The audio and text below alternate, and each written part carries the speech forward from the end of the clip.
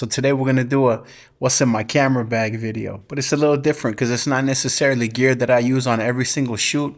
But what this is like an emergency camera bag, because here where I live, there's earthquakes. This is basically like, I guess you could say, the gear that I can't live without. So yeah, I'm going to be going over what each piece of gear cost me and why I chose it. So first, let's talk about the bag itself. This is a backpack from a company called Macizo. It's rugged, stylish, and incredibly durable. It has a separate compartment for a 16-inch laptop, and even though it's small enough to take with you as a carry-on when you're on a flight, I'm still able to fit 3 camera bodies in here, 3 lenses, my DJI Osmo Pocket 3 Creator Combo Kit, some small lights, mics, my tripod, and pretty much everything else I need. And if I remember correctly, I think I only paid around 80 bucks for it.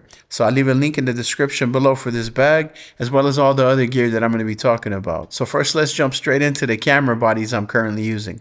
My main camera is the Lumix S5 Mark II. And for the price, I think this is the best video-centric camera on the market. And it's not too shabby at photos either. The dynamic range of the camera is amazing, and it has 2 native ISOs, one at 640 and the other at 4000, which makes it an awesome choice for normal shooting conditions as well as low light. The autofocus is amazing, and the in-body image stabilization is next level. The footage you're currently looking at was shot with the S5 II in Vlog, and I just slapped one of my custom LUTs on it. Of all the cameras I have, if I could only keep one, this would be it. Next, I have 2 Canon R8 bodies. This is one of the most affordable full-frame cameras on the market, and it even has uncropped 4K 60, which even the Lumix S5 II doesn't have. And although I do prefer the Lumix S5 II, I do have to say that the Canon still comes out on top when it comes to color science, especially when it comes to skin tones. The main downside of this camera is that the battery life isn't that great, and also the H.265 codec that it has could be a little bit rough to edit, especially if you're dealing with large files for podcasts and things like that. Normally when I have super large files, I have to make proxies and go through all of that, which I don't have to do with my S5 II.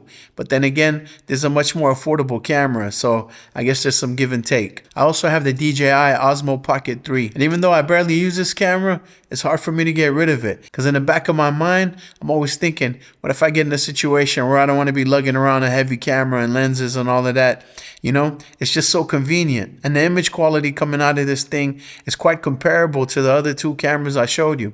I mean, it's not quite on that level, but it's not that far off. But at the same time, it's just a fraction of the size and the weight of those cameras. Now, if I was in the market for a new camera and I was on a limited budget and I wanted to keep everything under $1,000, then I'd most definitely go for the Osmo Pocket 3, because you're basically getting a camera, a lens, a gimbal, and a wireless microphone all in one. And I guess that's the reason I haven't been able to get rid of it yet, even though I hardly use it. Alright, so now let's talk about lenses. My most used piece of glass is a Lumix 18mm f1.8. It's lightweight, the autofocus works great, colors are beautiful.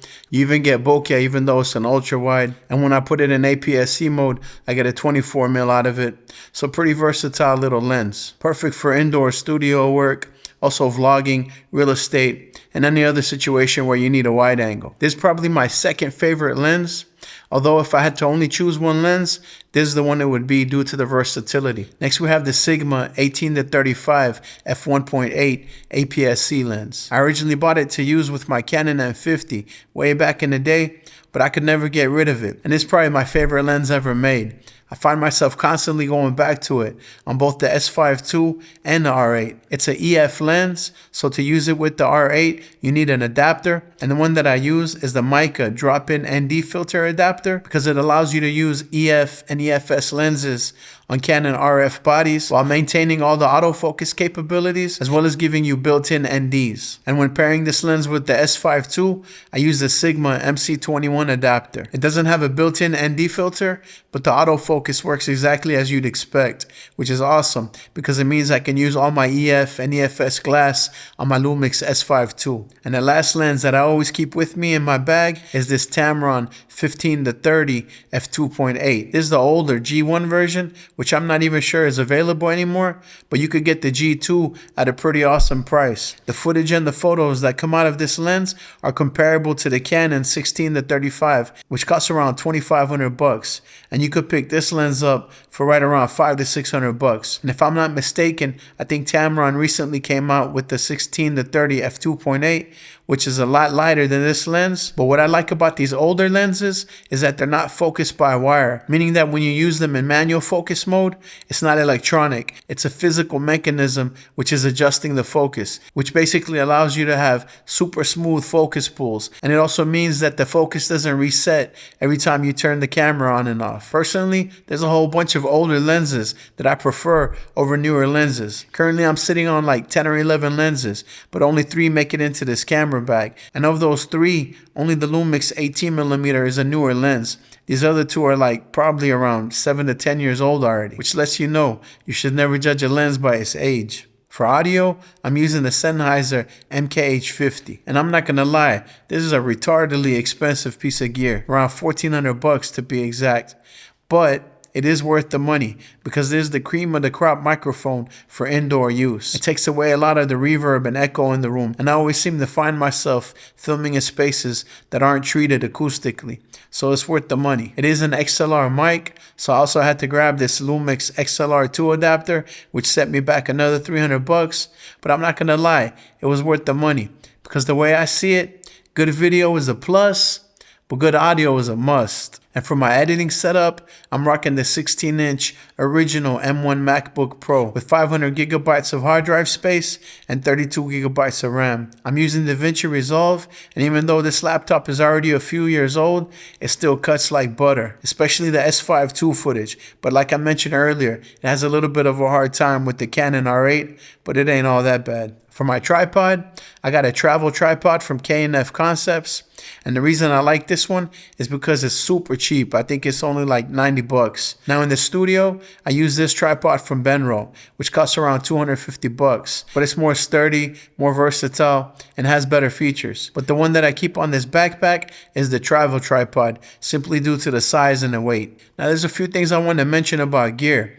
When I first started, all I had was the Canon M50 and one light. And if you look at my first few videos, they still look great. So it's not only about the gear that you have, but your ability to use it. So I wouldn't rush out and buy a whole bunch of stuff at once unless I really needed it. All the stuff that you're looking at is stuff that I've accumulated over time. And a lot of it was sent to me free from brands. And speaking of that, I wanted to make mention of 2 pieces of gear that I was sent back in the day that I told them I would make a video about, but I never got around to it. When you first start making YouTube videos and your channel starts growing and you get offers to get free gear in exchange for videos, it's all exciting and everything at first, but then real quick it starts to become a drag, especially when you got companies emailing you talking about, where's the video? Didn't you say you were going to do a video? So now I tell companies, like, if you're going to send something, there's no guarantee I'm going to make a video about it unless I like it a lot. But at the time when I was sent these 2 products that I'm about to tell you about, I think I might have mentioned to the companies that I would make a video about it.